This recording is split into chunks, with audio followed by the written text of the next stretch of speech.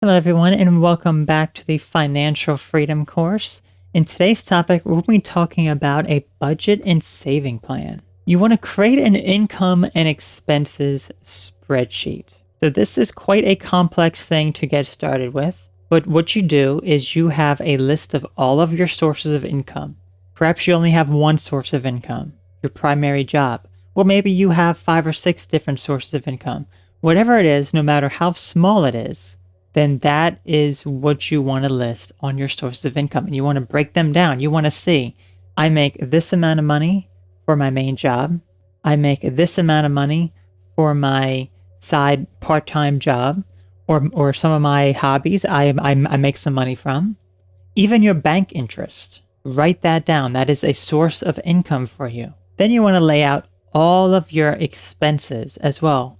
Every single thing, and you want to group them by categories. So if you're purchasing items online, perhaps there's like a certain site that you're always purchasing from, that you have a subscription to even. You want a dedicated part for that. How much money are you spending per month on that service? Any sort of like entertainment, if you're subscribed to a bunch of different video streaming platforms. You want that in one box, but you want it all added up. You want to say, okay, I spend this amount on streaming service A, this one on streaming service B, or if you have a cable or telephone, that's another expense right there. Mortgages, every single thing that you spend, every single thing, including restaurants that you're spending money on, and basically anything else. Every single thing that you spend, there should not be a single penny that comes out of your bank account without being tracked and monitored on this spreadsheet. And then you want it to automatically calculate all of these things together and see how much are you actually bringing in a month? How much money? So if your job is paying you $1,000 every other week, so you're bringing in $2,000 a month. And let's say with your mortgage, with your groceries, with all the other expenses that you have, you're spending $2,200 a month on all of that stuff. But you have a large savings account, so you don't realize that you're actually spending more than you're making. You're spending $2,200 a month, but you're only making $2,000 a month, and it seems fine to you because you're not actually adding it up. Once you put it into a spreadsheet and you begin to realize, wait a second, I am spending more than I'm making, which means over time you will eventually lose all that money that you have saved up. So that's why it's very critical to mark all this stuff out and see where you can eliminate some of the garbage that you don't need to spend your money on anymore. And I have a dedicated spreadsheet to this that I will link, because the spreadsheet is incredibly important. You want to use the spreadsheet. There is information on how to use it. It can look quite complex. It can be quite daunting, but it is incredibly useful to see just how much money you are bringing in each month. You want to have a solid budget plan. You want to limit frivolous spending. Are you going out to get a coffee every single morning? Well, it may just be a few dollars. Like, oh, it's not that big of a deal. It adds up. It adds up, and you would be surprised how much money you're spending a month, a week on coffee, something that, you don't necessarily need, or perhaps you can limit it so that you are not spending all that money on it. You want to prioritize the essentials, all of the things that are truly important, that you truly need to spend money on. That is what is the number one key here. And you want to make a list. So you want to have a list of all the things that you're spending your money on, and perhaps prioritize each of the things and perhaps even give them a percentage. Perhaps you say, I'm going to limit my spending per week on, coffee, or even like a grocery limit as well. Like maybe you don't want to spend over $200, at the grocery store, or whatever the case is specifically for you. You want to utilize the 50-40-10 rule. This is an incredibly useful rule that you can use to look at your overall income and prioritize it so that it works in your favor.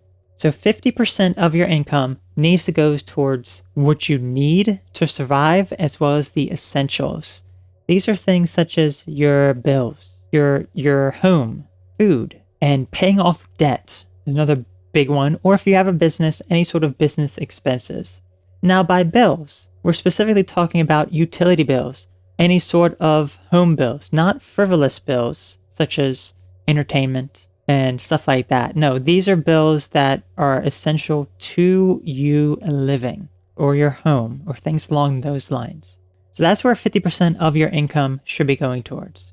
40% of your income goes towards savings. You want to save almost 50%, about 40% of the income that you're making. You want to put it into either a savings account, you want to put it into investments that you have, or if you have a retirement plan through your employer, or you have your own retirement plan or investment account, you can put that in there.